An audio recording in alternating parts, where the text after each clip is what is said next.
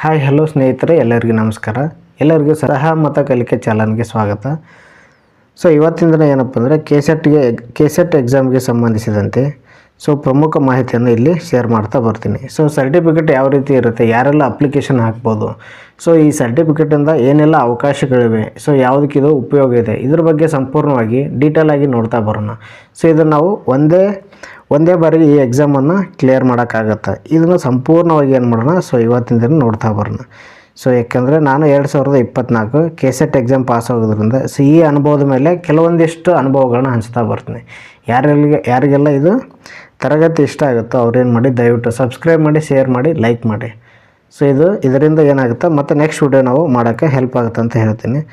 ಏನಿದೆಯಪ್ಪ ಅಂದ್ರೆ ಸರ್ಟಿಫಿಕೇಟ್ನಲ್ಲಿ ಏನೆಲ್ಲ ಇರುತ್ತೆ, ಏನು ಅಂಶ ಒಳಗೊಂಡಿರುತ್ತೆ ಅಂತ ನೋಡ್ತಾ ಹೋಗೋಣ. ನೆಕ್ಸ್ಟ್ ಕೆ-ಸೆಟ್ ಎಕ್ಸಾಮ್ ಪಾಸ್ ಮಾಡೋದು ಹೇಗೆ, ಯಾರೆಲ್ಲ ಅಪ್ಲಿಕೇಶನ್ ಹಾಕ್ಬೋದು, ಎಷ್ಟು ಮಾರ್ಕ್ಸ್ ಬಿದ್ದರೆ ಪಾಸ್ ಆಗ್ತಾರೆ, ಮೊದಲ ಪ್ರಯತ್ನದಲ್ಲಿ ಪಾಸ್ ಮಾಡ್ಬೋದಾ ಇದನ್ನು. ನೆಕ್ಸ್ಟ್ ನೋಡಿರಿ, ಎಷ್ಟು ಸಲ ಎಕ್ಸಾಮ್ ಬರೆಯಬಹುದು. ನಾನು ಪಾಸ್ ಮಾಡಲು ಪ್ರಮುಖವಾದ ಕೆಲವೊಂದಿಷ್ಟು ಪುಸ್ತಕಗಳನ್ನು ಕೂಡ ಓದಿದ್ದೀನಿ. ಅದನ್ನು ಕೂಡ ಏನು ಮಾಡೋಣ ಇವತ್ತಿನ ದಿನ ನಿಮಗೆ ಶೇರ್ ಮಾಡ್ತಾ ಬರ್ತೀನಿ. ಕೇವಲ ಒಂದು ಪುಸ್ತಕ ಓದಿದರೆ ಮಾತ್ರ ಸಾಕು, ಈ ಕೆ-ಸೆಟ್ ಎಕ್ಸಾಮನ್ನು ಪಾಸ್ ಮಾಡ್ಬೋದು. ನನ್ನ ವಿಷಯ ಸಬ್ಜೆಕ್ಟ್ ಯಾವುದಪ್ಪ ಅಂದರೆ ಕನ್ನಡ ವಿಷಯಕ್ಕೆ ಸಂಬಂಧಿಸಿದಂತೆ ಇವತ್ತಿನ ದಿನ ಹೇಳ್ತಾ ಬರ್ತೀನಿ. ಬೇರೆ ವಿಷಯ ಆಗಿದ್ದರೂ ಕೂಡ ಈ ರೂಲ್ಸನ್ನು ಫಾಲೋ ಮಾಡಿ ನೀವು ಓದಿದರೆ ಒಂದೇ ಟೈಮಲ್ಲಿ ಅಂದರೆ ಫಸ್ಟ್ ಅಟೆಂಪ್ಟಲ್ಲಿ ನೀವೇನು ಮಾಡ್ಬೋದು, ಕ್ಲಿಯರ್ ಮಾಡ್ಬೋದು. ಹೀಗಾಗಿ ಯಾರೆಲ್ಲ ನಮ್ಮ ಚಾನಲನ್ನು ಸಬ್ಸ್ಕ್ರೈಬ್ ಮಾಡಿಲ್ಲೋ ದಯವಿಟ್ಟು ಸಬ್ಸ್ಕ್ರೈಬ್ ಮಾಡಿ, ಶೇರ್ ಮಾಡಿ, ಲೈಕ್ ಮಾಡಿ ಅಂತ ಹೇಳುತ್ತಾ ಕೊನೆವರೆಗೂ ವಿಡಿಯೋ ನೋಡ್ತಾ ಬನ್ನಿ. ಸ್ಕಿಪ್ ಮಾಡಬೇಡಿ. ಸ್ಕಿಪ್ ಮಾಡೋದ್ರಿಂದ ಇವೆಲ್ಲ ಅಂಶಗಳು ಏನಾಗಲ್ಲ, ಅರ್ಥ ಆಗಲ್ಲ. ಒಂದು ಕಡೆ ಇದೇನಾಗಿದೆ, ಸಿಂಪಲ್ಲಾಗಿ ಹೇಳೋದಾದರೆ ಮೊದಲ ಪ್ರಶ್ನೆ ಏನಾಯ್ತು ಅಂದ್ರೆ ಸರ್ಟಿಫಿಕೇಟ್ನಲ್ಲಿ ಏನೆಲ್ಲ ಅಂಶ ಒಳಗೊಂಡಿರುತ್ತೆ. ಯಾರೆಲ್ಲ ಸರ್ಟಿಫಿಕೇಟನ್ನು ನೋಡಿಲ್ಲೋ ಇಲ್ಲಿ ನೋಡ್ತಾ ಬನ್ನಿ. ನನ್ನದೇ ಸರ್ಟಿಫಿಕೇಟ್ನಲ್ಲೇ ತೋರಿಸ್ತೀನಿ. ನಾನು ಕೂಡ 2024ರಲ್ಲಿ ಏನಾಗಿದ್ದೀನಿ, ಈ ಕೆ-ಸೆಟ್ ಎಕ್ಸಾಮನ್ನು ಕನ್ನಡ ವಿಷಯಕ್ಕೆ ಸಂಬಂಧಿಸಿದಂತೆ ಪಾಸ್ ಮಾಡಿದ್ದೀನಿ. ಸರ್ಟಿಫಿಕೇಟ್ ಹೇಗಿರುತ್ತೆ ನೋಡೋಣ ಬನ್ನಿ. ನೋಡಿ, ಸರ್ಟಿಫಿಕೇಟ್ನಲ್ಲಿ ಏನಿರುತ್ತೆ ಅಂದರೆ Karnataka state eligibility test for assistant professor ಅಂತ ಇಲ್ಲಿ ಕೊಟ್ಟಿರ್ತಾರೆ. ಇದನ್ನು ಯಾರು ನಡೆಸ್ತಾರೆ, ಕರ್ನಾಟಕ ಎಕ್ಸಾಮಿನೇಷನ್ ಅಥಾರಿಟಿ ಅವ್ರು ನಡೆಸ್ತಾರೆ. ಕರ್ನಾಟಕ ಪರೀಕ್ಷಾ ಪ್ರಾಧಿಕಾರದವರು ಇದನ್ನು KE ಎಕ್ಸಾಮನ್ನು ನಡೆಸ್ತಾ ಬರ್ತಾರೆ. ಈಗೇನಪ್ಪ ಅಂದರೆ ಮೈಸೂರು ಯೂನಿವರ್ಸಿಟಿ ಅವ್ರು ನಡೆಸಲ್ಲ. ಇವಾಗ KE ಏನು ಮಾಡ್ತಾ ಇದ್ದಾರೆ, ಇತ್ತೀಚೆಗೆ KE ಎಕ್ಸಾಮ್ದವರು ಕೆ-ಸೆಟ್ ಎಕ್ಸಾಮನ್ನು ಕಂಡಕ್ಟ್ ಮಾಡ್ತಾರೆ. ಒಟ್ಟು 41 ವಿಷಯಗಳಿಗೆ ಸಂಬಂಧಿಸಿದಂತೆ ಈ ಎಕ್ಸಾಮನ್ನು ಕಂಡಕ್ಟ್ ಮಾಡ್ತಾರೆ. ಅದು ಕೂಡ ನಿಮಗೆ ಗೊತ್ತಿರಲಿ. ಅದು ಕೂಡ ನಿಮಗೇನು ಗೊತ್ತಿರಲಿ ಅಂತ ಹೇಳ್ತೇನೆ. ನೆಕ್ಸ್ಟ್ ನೋಡಿರಿ, ಇಲ್ಲಿ ಏನಿದೆಯಪ್ಪ ಅಂದರೆ ಮೊದಲು ನಮ್ಮ ಹೆಸರಿದೆ, ಕ್ಯಾಂಡಿಡೇಟ್ ನೇಮ್ ಇದೆ. ಏನು ಕೊಟ್ಟಿದ್ದಾರೆ ನೋಡಿರಿ, ಇಲ್ಲಿ ಕ್ಯಾಂಡಿಡೇಟ್ ನೇಮ್ ಇದೆ. ಮೊದಲು ಚಿದಾನಂದಪ್ಪ ಕೊಪ್ಪಳು ಕ್ಯಾಂಡಿಡೇಟ್ ನೇಮು, ತಂದೆ ಹೆಸರು ಹನುಮಪ್ಪ ಕೊಪ್ಪಳು. ಯಾವ ವಿಷಯ, ತಾಯಿ ಹೆಸರು ಈರವ್ವ. ಯಾವ ವಿಷಯದಲ್ಲಿ ನಾವು ಪಾಸ್ ಮಾಡಿದ್ವಿ ಅಂದರೆ ಕನ್ನಡ ವಿಷಯಕ್ಕೆ ಸಂಬಂಧಿಸಿದಂತೆ. ನೋಡಿ ಇಲ್ಲಿ ಏನು ಕೊಟ್ಟಿದ್ದಾರೆ, KSET eligibility for assistant professor held November 24, 2024. Subject ಯಾವುದಂದರೆ ಕನ್ನಡ ವಿಷಯ. ಇಷ್ಟೆಲ್ಲ ಡೀಟೇಲ್ ಕೊಟ್ಟಿರ್ತಾರೆ. ನೆಕ್ಸ್ಟ್ ನೋಡ್ರಿ, ಇಲ್ಲಿ ರಿಸಲ್ಟ್ ಯಾವಾಗ ಅನೌನ್ಸ್ ಆಗಿದೆಯಪ್ಪ ಅಂದರೆ ಇದು ಡಿಕ್ಲೇರ್ಡ್ ಯಾವಾಗಿದೆ ಅಂದರೆ ಜನವರಿ 4, 2025 ಇದು ಅನೌನ್ಸ್ ಆಗಿದೆ. ನಮಗೆ ಜನವರಿ ತಿಂಗಳಲ್ಲಿ ಈ ಸರ್ಟಿಫಿಕೇಟನ್ನು ಕೊಟ್ಟಿರ್ತಾರೆ. ನೆಕ್ಸ್ಟ್ ನೋಡಿರಿ, ಇಲ್ಲೇನಿದೆ ಕೆಳಗೆಲ್ಲ ಅಥಾರಿಟಿ ಅವ್ರದ್ದು ಸಿಗ್ನೇಚರ್ ಇರ್ತವಿಲ್ಲ. ಇದು ಏನು ಮಾಡಿದ್ದಾರೆ ಅಂದರೆ ಇತ್ತೀಚೆಗೆ ಮೊದಲೆಲ್ಲ ಡಾಕ್ಯುಮೆಂಟ್ಸ್ ಪೋಸ್ಟ್ ಮುಖಾಂತರ ಕಳಿಸ್ತಿದ್ರು. ಇತ್ತೀಚೆಗೆ ಏನಾಗಿದೆಪ್ಪ ಅಂದರೆ ನಾವೇ ಬೆಂಗಳೂರಿಗೆ ಹೋಗ್ಬಿಟ್ಟು ಏನು ಮಾಡಬೇಕು, ಇಲ್ಲಿ ಕೊಟ್ಟಿದ್ದಾರೆ, ಬೆಂಗಳೂರಿಗೆ ಹೋಗ್ಬಿಟ್ಟು ನಾವು ಈ ಸರ್ಟಿಫಿಕೇಟನ್ನು ಇಸ್ಕೊಂಡು ಬರಬೇಕು.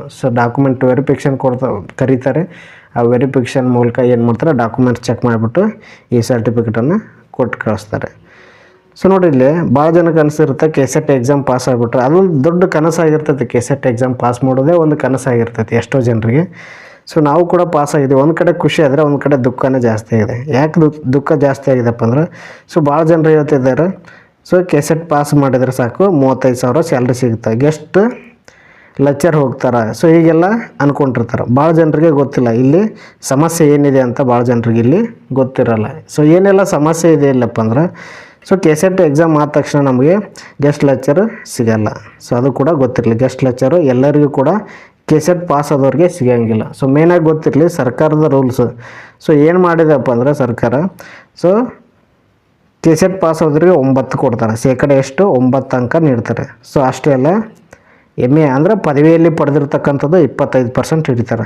ನಾವು ಕೆ-ಸೆಟ್ಟು ಮತ್ತು ಇದನ್ನು MAದು ಹಿಡಿದು ಬಿಟ್ರೆ ನಮ್ಮದು ಟೋಟಲ್ ಎಷ್ಟಾಗತ್ತಪ್ಪ ಅಂದ್ರೆ ಟೋಟಲ್ ಅಂದಾಜು ಹೆಚ್ಚು ಕಡಿಮೆ ನಂದು ಉದಾಹರಣೆಗೆ ಒಂದು 75 MA ಅಂದ್ರೆ ಸ್ನಾತಕೋತ್ತರದ್ದು 75% ಏನಾದರೂ ಇದ್ದರೆ ಸೊ ನಮ್ಮ ಟೋಟಲ್ ಎಷ್ಟಾಗತ್ತಪ್ಪ ಅಂದ್ರೆ ಇಲ್ಲಿ 28 ಅಥವಾ 29 ಸ್ಕೋರ್ ಆಗ್ತೈತಿ. ಸೊ ಉದಾಹರಣೆಗೆ 29 ಸ್ಕೋರ್ ಐತೆ. ನಮಗೆ 29 ಸ್ಕೋರ್ ಆದರೆ ಸೊ ನಮಗೆ ಕೆಸೆಟ್ ಪಾಸ್ ಆದರೂ ಕೂಡ 29 ಸ್ಕೋರ್ ಆಗುತ್ತೆ. ಸೊ ನಮಗೆ ಗೆಸ್ಟ್ ಲೆಕ್ಚರ್ ಸಿಗೋ ಚಾನ್ಸಸ್ ಭಾಳ ಕಡಿಮೆ ಇರ್ತೈತಿ. ಸೊ ಯಾಕಪ್ಪ ಅಂದರೆ ನೋಡಿ ಅವ್ರಿಗೆ ಕೃಪಾಂಕ ಎಷ್ಟು ನೀಡ್ತಾ ಇದ್ದಾರೆ, ಪ್ರತಿ ವರ್ಷ ಎಕ್ಸ್ಪೀರಿಯೆನ್ಸ್ ಇರೋರಿಗೆ ಪ್ರತಿ ವರ್ಷ 3 ಕೃಪಾಂಕ ನೀಡ್ತಾ ಬಂದಿದ್ದಾರೆ.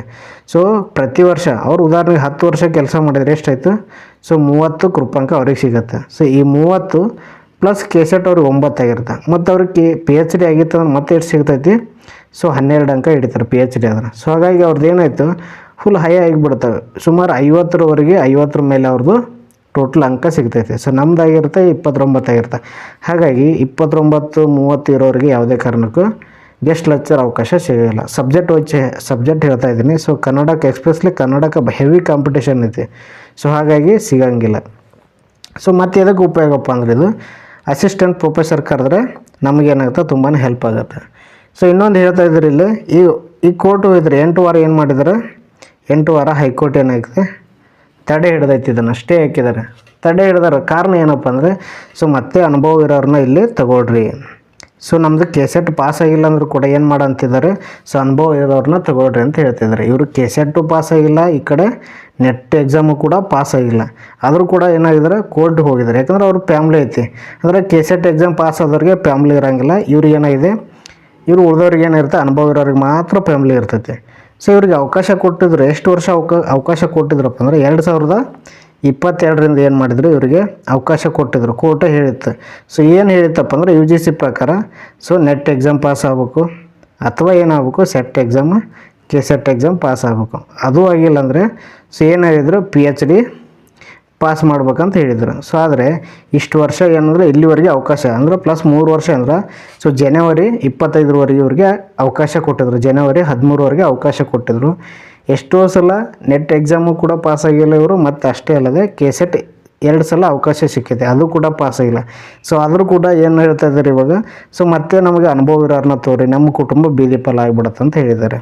ಸೊ ಹಾಗಾದರೆ ಕಷ್ಟಪಟ್ಟು ಕೆಸೆಟ್ ಓದೋರು ಎಲ್ಲಿಗೆ ಹೋಗ್ಬೇಕು, ಸೊ ಇವ್ರದ್ದು ಕೂಡ ವಿಚಾರ ಮಾಡಬೇಕಲ್ಲ. ಯಾಕಂದರೆ ಗೋರ್ಮೆಂಟ್ ಗೆಸ್ಟ್ ಲೆಕ್ಚರ್ನ ನಂಬಿರ್ತಾರೆ. ಅದು ಬಿಟ್ಟು ಇವ್ರಿಗೆ ಸಹಾಯಕ ಪ್ರಾಧ್ಯಾಪಕರು ಕರೆದ್ರೆ ಭಾಳ ಸಹಕಾರ ಆಗುತ್ತದು. ಆದರೆ ಏನು ಆಗಿದೆ ಇಲ್ಲಿ ಸಹಾಯಕ ಪ್ರಾಧ್ಯಾಪಕರ ಹುದ್ದೆಯನ್ನು ಕೂಡ ಕರಿತಾ ಇಲ್ಲ.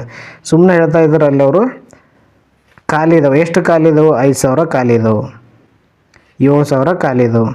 ಸೊ ಎಲ್ಲಿ ಹೋಗ್ತಾರೆ ಅಲ್ಲೇ ಭಾಷಣ ಮಾಡ್ತಾಯಿದ್ದಾರೆ. ಯಾವುದೇ ಕಾರಣಕ್ಕೆ ಇಲ್ಲಿ ನೋಟಿಫಿಕೇಷನ್ ಕೂಡ ಆಗ್ತಾಯಿಲ್ಲ. ಸೊ ಹೀಗಾಗಿ ಈ ಕೆಸೆಟ್ ಪಾಸ್ ಮಾಡೋದ್ರಿಂದ ಸೊ ನಮಗೇನು ಅನ್ನಿಸ್ತಾ ಇದೆ, ಪಾಸ್ ಮಾಡೋ ತನಕ ಒಂದು ಲೆಕ್ಕ ಆದರೆ ಪಾಸ್ ಮಾಡಿದ ಇನ್ನೊಂದು ಲೆಕ್ಕ ಆಗಿಬಿಟ್ಟಿದೆ ಇಲ್ಲಿ. ಸೊ ಭಾಳ ಜನರಿಗೆ ಅನ್ಯಾಯ ಆಗ್ತಾಯಿದೆ. ಯಾರಿಗೆ ಅನ್ಯಾಯ ಆಗ್ತಿದೆ ಅಂದರೆ so KSET exam net exam pass ಮಾಡೇ ಕೂತ್ಕೊಂಡಿದ್ದಾರೆ.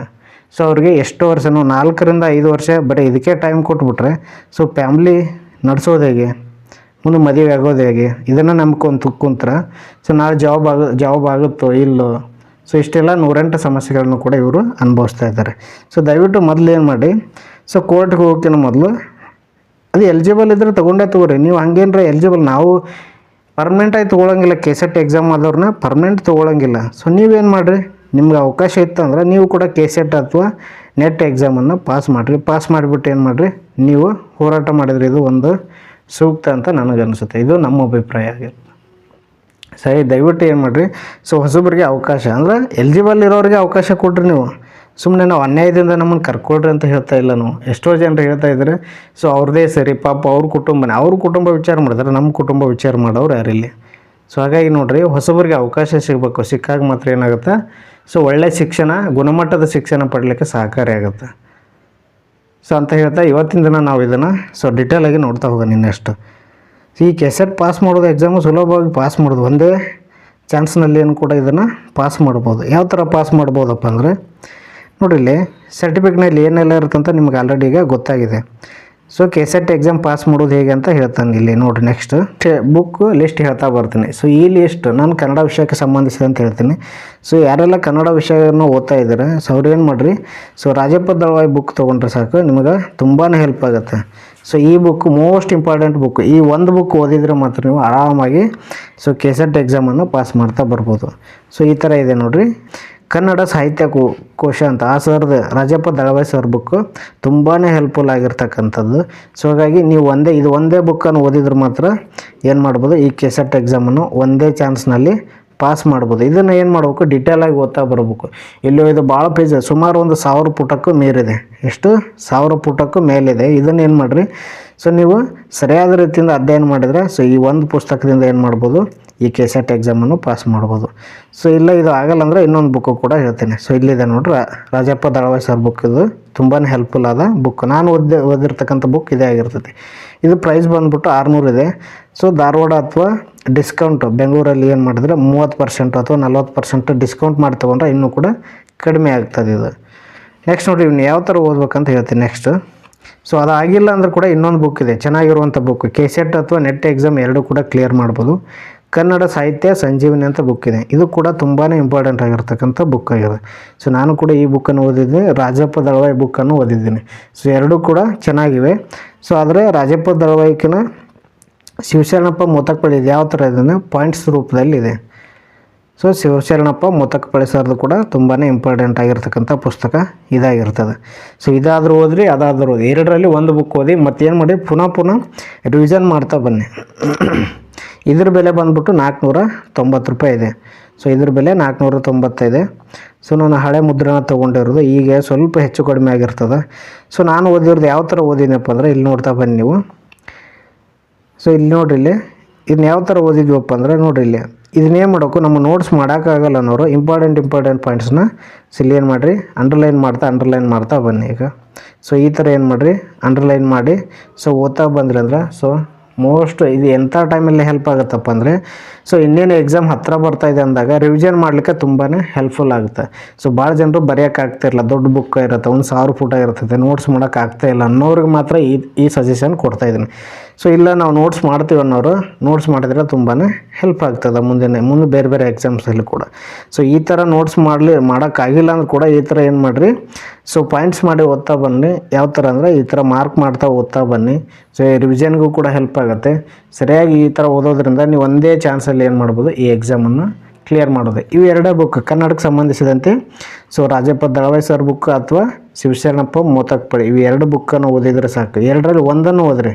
ಸೊ ಎರಡರಲ್ಲಿ ಒಂದನ್ನು ಓದಿದ್ರು ಕೂಡ ನಿಮಗೆ ತುಂಬಾ ಹೆಲ್ಪ್ ಆಗುತ್ತೆ. ಇದು ಕನ್ನಡ ವಿಷಯಕ್ಕೆ ಸಂಬಂಧಿಸಿದಂತೆ ಸೊ ಬುಕ್ ಆಗಿರುತ್ತೆ. ಸೊ ಈ ಥರ ಪಾಯಿಂಟ್ಸ್ ಮಾಡೋಕ್ಕಾಗಿಲ್ಲ ಅಂದ್ರೆ ನೋಡಿರಿ, ಈ ಥರ ಅಂಡರ್ಲೈನ್ ಮಾಡಿಬಿಟ್ಟು ನೋಡ್ತಾ ಬನ್ನಿ. ಸೊ ಅದಕ್ಕೆ ಮುಂಚೆ ನಿಮ್ಮ ಓದಬೇಕಾಗಿರೋದು ಏನಪ್ಪ ಅಂದರೆ ಕನ್ನಡ ಪ್ರಶ್ನೆ ಪತ್ರಿಕೆ ಕೈಪಿಡಿ. ಸೊ ಇದನ್ನು ಓದೋದ್ರಿಂದ ಪ್ರಶ್ನೆ ಪತ್ರಿಕೆ ಯಾವ ಥರ ಬರ್ತಾಯಿದ್ದಾವೆ ಅಂತ ನಿಮಗೆ ಡೀಟೇಲಾಗಿ ಒಂದು ಐಡಿಯಾ ಸಿಗ್ತಾ ಬರುತ್ತೆ. ಸೊ ಅಂದಾಗ ಮಾತ್ರ ಕ್ವಶನ್ ರಿಪೀಟ್ ಆಗೋದು ಭಾಳ ಕಡಿಮೆ. ಆಗಿಲ್ಲ ಅಂದರೂ ಕೂಡ ಯಾವ ಥರ ಮೆಥಡ್ ಕ್ವಶನ್ಸ್ ಹೆಂಗಿರ್ತಾವೆ ಅಂತ ಗೊತ್ತಾದರೆ ಸೊ ಅದರ ಆಳಾಗಲ್ಲ ಗೊತ್ತಾದ್ರೆ ನಿಮಗೆ ಈಸಿಯಾಗಿ ಏನು ಮಾಡ್ಬೋದು, ಈ ಎಕ್ಸಾಮನ್ನು ಕ್ರ್ಯಾಕ್ ಮಾಡಲಿಕ್ಕೆ ತುಂಬಾ ಹೆಲ್ಪ್ ಆಗುತ್ತೆ. ಸೊ ಆ ಥರ ಯಾರಪ್ಪ ಅಂದರೆ ಸೊ ರುಕ್ಮಿಣಿ MV ಅಂತಕ್ಕಂಥ ಈ ಮೇಡಮ್ ಅವ್ರದ್ದು ಏನು ಮಾಡಿರಿ, ಬುಕ್ ಖರೀದಿ ಮಾಡಿರಿ. ಸೊ ನೀವು ತೆಗೆದುಕೊಂಡು ಸೊ ಓದ್ರಿ. ಸೊ ನೋಡಿರಿ, ಶಿವಶರಣಪ್ಪ ಮೋತಕ್ಪಳ್ಳಿ ಸರ್ದು ಆ ಥರ ಇದೆ, ಎಕ್ಸ್ಪ್ಲೇನ್ ಸ್ವಲ್ಪ ಕಡಿಮೆ ಇದೆ. ಆದರೆ ಇದು ರಾಜಪ್ಪ ದಳವಾಯಿ ಸರ್ದು ಬುಕ್ ಏನೈತಲ್ಲ ಸೊ ಈ ಥರ ಡೀಟೇಲಾಗಿ ಕೊಡ್ತಾ ಬಂದಿದ್ದಾರೆ, ಈ ಥರ ಡೀಟೇಲ್ ಕೊಟ್ಟಿದ್ದಾರೆ. ಸೊ ಇದು ಕೂಡ ತುಂಬಾ ಉತ್ತಮವಾಗಿರ್ತದೆ. ಇವನ್ನೇನು ಮಾಡಿ ಈ ಥರ ಹೇಳಿದ್ವಲ್ಲ ಪಾಯಿಂಟ್ಸ್ ಮಾಡೋಕ್ಕಿಂತ ಸೊ ಇಲ್ಲೇನು ಮಾಡಿರಿ, ಅಂಡರ್ಲೈನ್ ಮಾಡ್ತಾ ಓದ್ತಾ ಬನ್ನಿ. ಸೊ ಅದು ತುಂಬಾ ಹೆಲ್ಪ್ ಆಗುತ್ತೆ ನೋಡಿ. ಈ ಥರ ಭಾಳ ನೀಟಾಗಿ ಕೊಟ್ಟಿದ್ದಾರೆ. ಸೊ ಇದು ಯಾವ ವಿಷಯಕ್ಕೆ ಸಂಬಂಧಿಸಿದಂತೆ ಆಯ್ತಂದ್ರೆ ಸಾಮಾನ್ಯ ಪತ್ರಿಕೆ ಅಲ್ಲ, ಇದು ಪತ್ರಿಕೆ ಕನ್ನಡ ವಿಷಯಕ್ಕೆ ಅಂದರೆ ನಿಮ್ಮ ಸಬ್ಜೆಕ್ಟ್ ವಿಷಯಕ್ಕೆ ಸಂಬಂಧಿಸಿದಂತೆ ಇದಾಯಿತು. ನೆಕ್ಸ್ಟ್ ನೋಡಿರಿ, ಇಲ್ಲಿ GK ಅಂದರೆ ಸಾಮಾನ್ಯ ಜ್ಞಾನಕ್ಕೆ ಸಂಬಂಧಿಸಿದಂತೆ. ಸೊ ನನ್ನ ಕಡೆ ಇರುವಂಥ ಬುಕ್, ನನ್ನ ಕಡೆ ಇದ್ದಿಲ್ಲ, ಇದು ನಮ್ಮ ಫ್ರೆಂಡ್ ಕಡೆ ಇಸ್ಕೊಂಡಿರ್ತಕ್ಕಂಥ book. So Prakash K Badiger ಅಂತಕ್ಕಂಥ ಆ ಥರ ಬುಕ್ಕು. ಇದು ತುಂಬಾ ಚೆನ್ನಾಗಿರ್ತಕ್ಕಂಥ ಬುಕ್. ನೀವು ಯಾವುದಾದ್ರೂ ಒಂದು ಬುಕ್ಕ ತೊಗೊರಿ, ಆದರೆ ಒಟ್ಟಾರೆ ಎಷ್ಟು ಟಾಪಿಕ್ ಇರ್ತಾವೆ ಅಂದರೆ 10 ಟಾಪಿಕ್ ಇರ್ತವೆ. ಈ 10 ಟಾಪಿಕ್ನ ಏನು ಮಾಡಿರಿ, ಸೊ ನೀಟಾಗಿ ಓದ್ತಾ ಬರ್ಬೇಕು. 10 ಟಾಪಿಕನ್ನು ನೀಟಾಗಿ ಓದ್ತಾ ಬರಬೇಕು. ಸೊ ಅಂದಾಗ ಮಾತ್ರ ಎಕ್ಸಾಮನ್ನು ಕ್ಲಿಯರ್ ಮಾಡ್ಬೋದು. ಸೊ ಕನ್ನಡ ವಿಷಯಕ್ಕೆ ಸಂಬಂಧಿಸಿದಂಥ ಕೂಡ ಅಲ್ಲಿ 10 ಟಾಪಿಕ್ ಇರ್ತೈತಿ. ಅದೇ ರೀತಿ ಸಾಮಾನ್ಯ ಜ್ಞಾನಕ್ಕೆ ಸಂಬಂಧಿಸಿದಂತೆ 10 ಟಾಪಿಕ್ ಇರ್ತೈತೆ.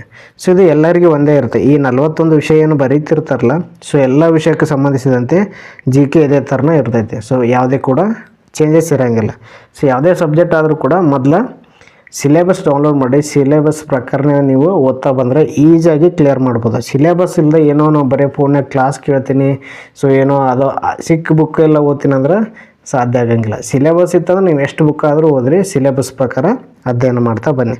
ಸೊ ಇದು ನೋಡಿ GK ಗೆ ಸಂಬಂಧಿಸಿದಂತೆ ಇಷ್ಟು ಪ್ರಮುಖ 10 ಟಾಪಿಕ್ಗಳದು. ಈ 10 ಟಾಪಿಕ್ಗಳನ್ನ ಏನು ಮಾಡ್ಬೇಕು ನೀವು ಸೊ ಮೋಸ್ಟ್ ರಿವಿಷನ್ ಮಾಡ್ತಾವೆ. ಇದಕ್ಕೆ ಜಾಸ್ತಿ ಟೈಮ್ ಕೊಟ್ಟಿಲ್ಲ ಅಂದರೂ ಕೂಡ ಎಕ್ಸಾಮ್ ಮೂಮೆಂಟ್ಗೆ ಇದನ್ನು ಜಾಸ್ತಿ ಟೈಮ್ ಕೊಡ್ರಿ. ಸೊ ಅದಕ್ಕೆ ಮುಂಚೆ ನಮ್ಮ ಸಬ್ಜೆಕ್ಟ್ ವಿಷಯದಲ್ಲಿ ನಾವು ಗ್ರಿಪ್ ಬರಬೇಕು. ಸೊ ಎಕ್ಸಾಮ್ ನಿಯರ್ ಸಮೀಪ ಬಂದಾಗೆಲ್ಲ ಅದಕ್ಕೆ ಮುಂಚೆ ಸ್ವಲ್ಪ ಓದಿ ಇದನ್ನು, ಸೊ ಎಕ್ಸಾಮ್ ನಿಯರ್ ಬಂದಾಗೆಲ್ಲ ಇದನ್ನು ಸ್ವಲ್ಪ ಫೋಕಸ್ ಮಾಡಿದರೆ ಸೊ ತುಂಬಾ ಹೆಲ್ಪ್ ಆಗುತ್ತೆ. ಒಟ್ಟು ನೋಡಿರಿ 10 ಟಾಪಿಕ್ಕು ಈ ಥರ ಬಂದಿದೆ. ಸೊ ಇದೆಲ್ಲ ಏನಾಗಿರ್ತದೆ, ಸೊ ಕೆಸೆಟ್ ಎಕ್ಸಾಮಿಗೆ ಸಂಬಂಧಿಸಿದಂತೆ ಪ್ರಮುಖ ಅಂಶಗಳು ಎಷ್ಟೆಲ್ಲ ಇದನ್ನು ಮಾಡ್ಬೋದು ಅಂತ ಕ್ಲಿಯರ್ ಮಾಡಲಿಕ್ಕೆ ಇನ್ನೊಂದು ಪ್ರಶ್ನೆ ಕೇಳಿದೆ. ಏನಿದೆಪ್ಪ ಅಂದರೆ ಇನ್ನೊಂದು ಅಂಶ ಪ್ರಮುಖವಾಗಿದ್ದು ಏನಪ್ಪ ಅಂದರೆ ಸೊ ಎಷ್ಟು ತೊಗೊಂಡ್ರೆ ಪಾಸ್ ಅಂತ ಕೇಳ್ತಾಯಿದ್ರಿ. ಎಷ್ಟು ತೊಗೊಂಡ್ರೆ ಪಾಸ್ ಅಂದರೆ ಸೊ ನೋಡಿರಿ ಇಲ್ಲಿ ಮಿನಿಮಮ್ ನಾವು ಕ್ವಾಲಿಫೈ ಅಂದ್ರೆ ನಮ್ಮ ಪೇಪರ್ ಕ್ವಾಲಿಫೈ ಚೆಕ್ ಮಾಡ್ಬೇಕಂದ್ರೆ ಎಷ್ಟು ಪರ್ಸೆಂಟ್ ನೋಡು SC/ST ಅವರು ಸಂಬಂಧಿಸಿದ ಎಷ್ಟು ತೊಗೋಬೇಕಂದ್ರೆ 35% ಅಷ್ಟನ್ನು ತೊಗೋಬೇಕಂದ್ರೆ ಫಸ್ಟ್ ಪೇಪರ್ ಮತ್ತು ಸೆಕೆಂಡ್ ಪೇಪರ್ ಸೇರಿ ಇಷ್ಟನ್ನು ತೊಗೋಬೇಕು. GMನಾಗ ಸೆಲೆಕ್ಟ್ ಆಗಬೇಕಪ್ಪ ಅಂದ್ರೆ ನಾವು ಎಷ್ಟು ತೊಗೋಬೇಕು GM ಅಲ್ಲ, GM ಕ್ಯಾಟಗರಿ ಅವ್ರು ಎಷ್ಟು ತೊಗೋಬೇಕಪ್ಪ ಅಂದರೆ ಎಷ್ಟು 40% ತೊಗೋಬೇಕು. ಅಂದರೆ ಫಸ್ಟ್ ಪೇಪರು ಸೆಕೆಂಡ್ ಪೇಪರ್ ಎರಡೂ ಸೇರಿ.